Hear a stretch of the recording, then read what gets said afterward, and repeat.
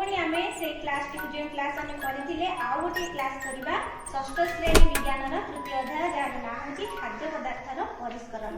आम तीनोटी प्रणाली विषय पढ़ी जाइए से गुड़िक थिला हाथ में बाछिबा चलेबा पाछुड़ीबा और उड़ेबा। वर्तमान आज आम पढ़ा आश्रवण और अवक्षेपण। यही प्रणाली पढ़ा भितर मुझे तुमको गोटे परीक्षा कर देखी पूर्व मुझे तुमको जानवा चाहूँगी तुमे घरे चाउल धोई माँ केमी रांधिया पूर्व प्रस्तुत करती देखी चाउल रे पानी गोलाई प्रथम तार ऊपर जल को काढ़ी दि जाए तले रही चाउल को नहीं माँ भात हांडी पकाती और भात प्रस्तुत हुए। सेहीपरि आम ये परीक्षार जाना आश्रवण कौन और अवक्षेपण कौन ना देखी भावानी यह कौन अलग जिनस आम घरे देखी प्रणाली गुड़िक गोटे पिलाने मुझे चाउल नहीं गोटे काच ग्लास नहीं आउ कि पानी आम बर्तमान चाउल धोइबा और से किपरि आश्रवण और अवक्षेपण प्रणाली हुए ताकू जाना। चाउल को मु ग्लास रे ढाली देली से जल को मिसाई मिसाइला आम देखुचे किसी काठी रही किसी गुंड अंश रही। ये देख काठी भासिला यह जेहेतु हालुका तेणु यह जल में भासिला एवं एथिरे रहितिबा गुंड गुड़िक ऊपर भासी रहिला। एहा परे भल भाबरे धोईदेला परे आमे देखिले जलर रंग मध्ये परिवर्तन हो गला। कौन पाई ना एथिरे रहितिबा गुंड गुड़िक जल सहित मिसी एहा जल को गोटे अलग रंग देला जेमति कि एठी धला धला देखा जाउछि। ऊपर केते गुडी मला चाउल बा हालुका रहितिबा पोक चाउल मध्ये भासिला एहाको मध्ये काढी नेबा। एहाको धीरे धीरे आमे अन्य ग्लास को ढालिबा। आमे जो जल को ढालिले एहाको कहती आश्रवण प्रणाली एवं जो चाउल तले रहीगला आहाको कहती अवक्षेपण। तेबे आश्रवण और अवक्षेपण ए दुईटी जाक प्रक्रिया आमे जानिले। एहा किछि कष्ट लागिला कि तुमको? आश्रवण कहिले जो प्रणाली रे कठिन पदार्थ को जल सहित मिसाई गोड़े दिया जाए तार ऊपर जल को धीरे धीरे ढालिबा ताको कहती आश्रवण प्रणाली।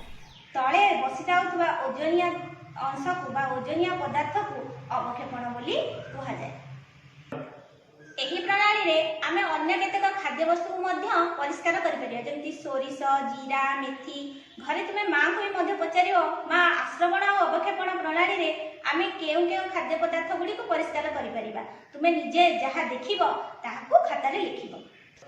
परवर्ती प्रणाली की हेउची परिश्रवण प्रणाली। आमे वर्षा दिने गोलिया जल देखिथिबा गोलिया जल में विभिन्न प्रकार जिनस मिसी रही है जेहेतु यह भूमि प्रवाहित हुए एथिरे बाली धूली काठी विभिन्न आवर्जना मिसिकी रही है। गोलिया जल आमको भल लगे तेबे आमे यहाको परिष्कार कर कौन कहूच पिले आज गोलिया जल को परिष्कार कर देखा। हाँ चल गोटे परीक्षा करवा से आवश्यक गोटे फनेल जहाँ आम घरे मिल जाव दुईटी काच ग्लास फिल्टर पेपर एवं गोटे बोतल यह साहाय्य आमे गोलिया जल को परिष्कार करवा। आमे आश्रवण और अवक्षेपण प्रणाली जानी एथिरे नहीं गोलिया जल यहाँ धीरे धीरे ढालिले यार ऊपर अंशर जलटी को आमे संग्रह कर तले बसी जाइए किए ना माटी गोड़ी जहाँ ओजनिया पदार्थ यह तले बसी रही। तले बसी अंश को अवक्षेपण एवं ऊपर रही अंश को आश्रवण कहती। ए आश्रवण में संगृहित जल को गोटे ग्लास को ढालिबा।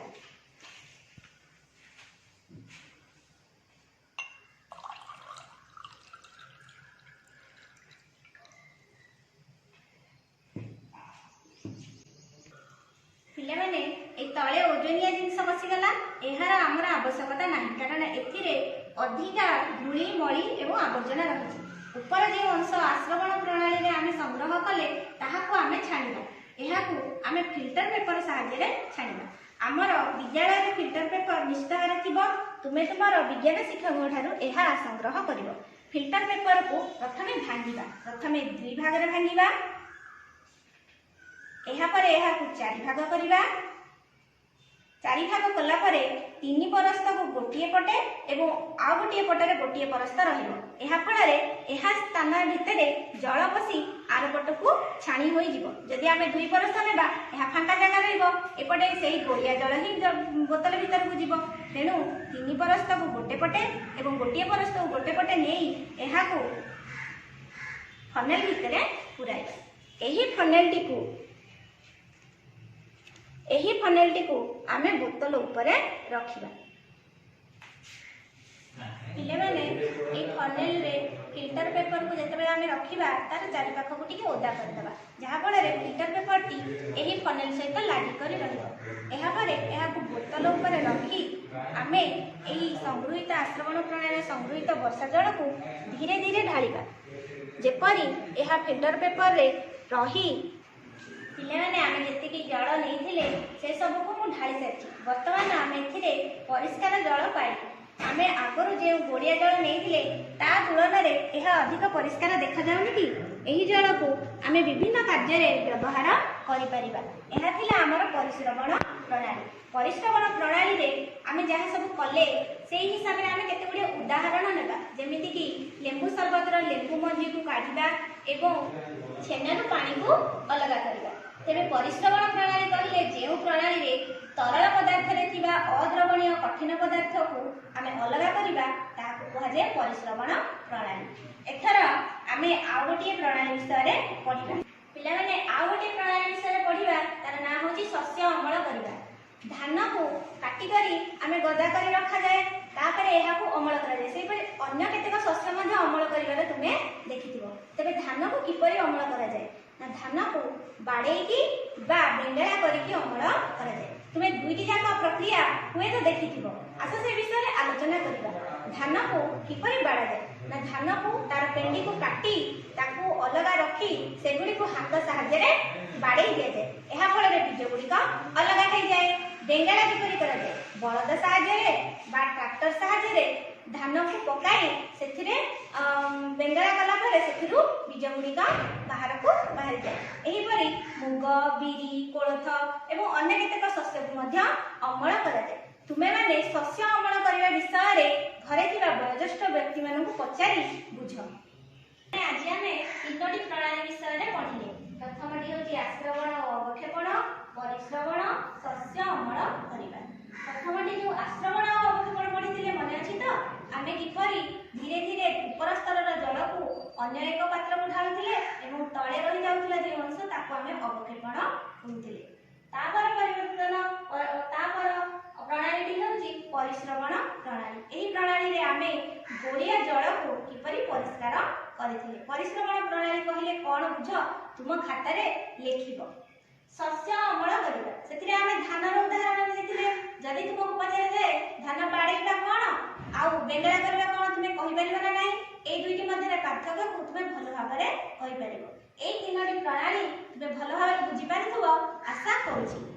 ଯାହା ସବୁ ପଢ଼ିଲେ ସେ ବିଷୟରେ ଯଦି କୌଣସି ପ୍ରଶ୍ନ ଦିଆଯାଏ ତୁମେ ନିଶ୍ଚିତ ଭାବରେ ଭଲ ଭାବରେ ଉତ୍ତର ଗୁଡ଼ିକ ଲେଖିପାରିବ। ଯେଉଁଠି କିଛି ଦ୍ୱିଧା ରହିଥାଏ କି ମୁଁ ଏ ପ୍ରଶ୍ନର ଉତ୍ତର ଜାଣିପାରୁନି, ତୁମର ଶିକ୍ଷକଙ୍କ ସହିତ ଆଲୋଚନା କରିବ। ତେବେ ଆମେ ଯେଉଁ ଜଳକୁ ପରିଷ୍କାର କଲେ ସେହିପରି ଆଉ କେତେକ ଉପାୟରେ ମଧ୍ୟ ଆମେ ଜଳକୁ ପରିଷ୍କାର କରିପାରିବା। ତୁମକୁ ଗୋଟିଏ କାମ ଦିଆଯିବ, ତୁମେ ତାକୁ କରିବ। ସେ ସବୁ ଜିନିଷ କେଉଁ ବାହାରେ ମିଳିବନି, ତୁମ ଘରେ ବା ତୁମ ଆଖପାଖରେ ମିଳିବ। ତୁମେ ନିଶ୍ଚିତ ଭାବରେ ସେ ଯନ୍ତ୍ରଟିକୁ ତିଆରି କରିବ। ତୁମ ବହିରେ ଗୋଟିଏ ଜଳ ଛଣା ଯନ୍ତ୍ର ତିଆରି କରିବାକୁ ଦେଇଛି। ଗୋଟିଏ ପ୍ଲାଷ୍ଟିକ ବୋତଲରେ ଅଙ୍ଗାର, ସରୁ ବାଲି, ମୋଟା ବାଲି, ତୁଳା ଏସବୁକୁ ବ୍ୟବହାର କରି ତୁମେ ଗୋଟିଏ ଛଣା ଯନ୍ତ୍ର ତିଆରି କରିବ ଏବଂ ଶିକ୍ଷକଙ୍କୁ ତାହା ଦେଖିବ। ତୁମକୁ କରିବାକୁ ନିଶ୍ଚିତ ଭାବରେ ମଜା ଲାଗିବ। ତୁମେ ବା ତୁମ ସାଙ୍ଗସାଥି ସହିତ ମିଶିକି କଲେ ଏହା ଆହୁରି ଭଲ ହେବ। ସେହିପରି କେତେକ କାର୍ଯ୍ୟପଦ ଦେଇ ଆମେ କେତେଗୁଡ଼ିଏ କୋଶ୍ଚିନ୍ ଦେବୁ, ତାହାର ଉତ୍ତର ତୁମେ କରିବ ଏବଂ ତୁମର ଶିକ୍ଷକଙ୍କ ଠାରୁ ପଚାରି ବୁଝିବ ତାହା ଠିକ୍ ଅଛି କି ଭୁଲ ଅଛି। ଆଜିର ଶ୍ରେଣୀ କାର୍ଯ୍ୟକ୍ରମକୁ ଏଇଠି ଶେଷ କରି